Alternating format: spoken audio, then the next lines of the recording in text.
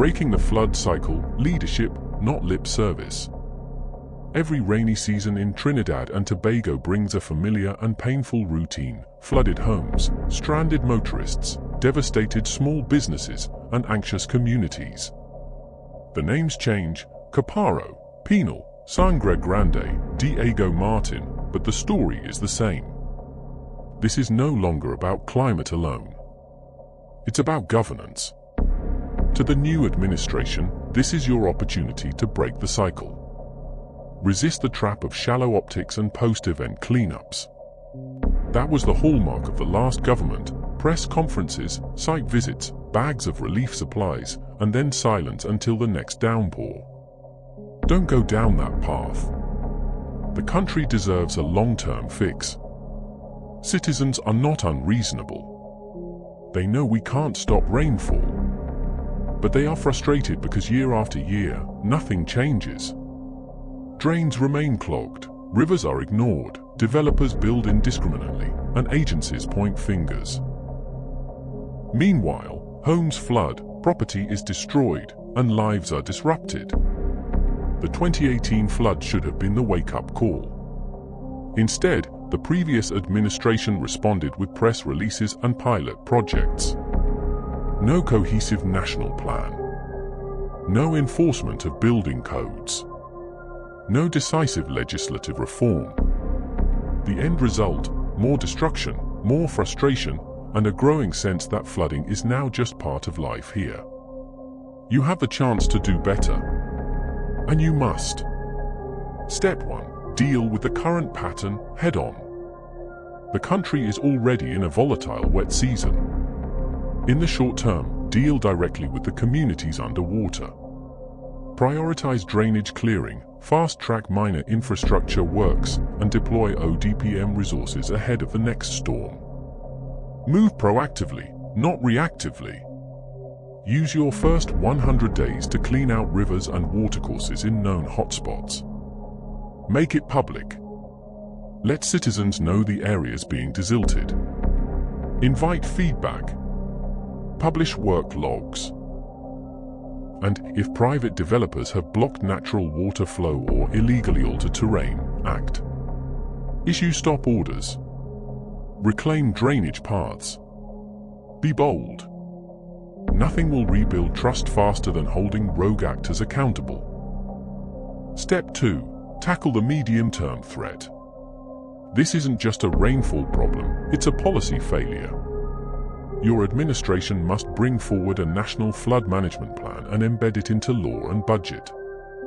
You'll need a flood resilience authority with legal authority to coordinate across ministries and corporations. Updated flood maps using modern tools, drones, LiDAR, satellite data. Drainage upgrades in high-density zones like Chaguanas, Cuva, and Arima. Retention ponds and bypass channels to slow runoff. A building code overhaul to raise floor levels and enforce flood-resilient designs. You must also empower municipal authorities with legal power to stop unauthorized developments, enforce stormwater rules, and issue penalties without needing central ministry approval. For too long, municipal corporations have had responsibility, but no teeth. Change that. And here's the hard truth: when citizens must take rogue developers to court, the state should back them. Developers with deep pockets often outlast flood victims in legal battles. If you really want to stand for the people, give them legal cover and financial support to defend their homes and communities. Step 3. Build for the long term. This is your opportunity to redesign the country's resilience, not just to flooding, but to the wider climate threat.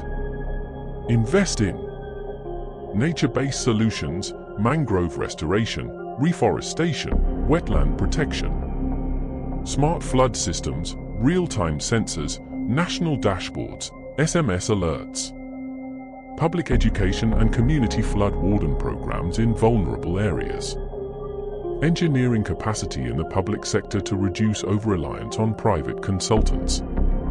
This isn't a one-year fix. It's a 5-year build-out.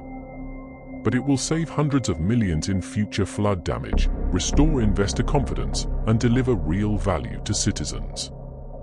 That's nation building, not ribbon cutting. Where leadership fails, the case of the Chaguanas mayor. Nowhere is the disconnect between optics and action clearer than in Chaguanas. The mayor has mastered the art of playing smart with foolishness, delivering sound bites and photo ops while the real work goes undone.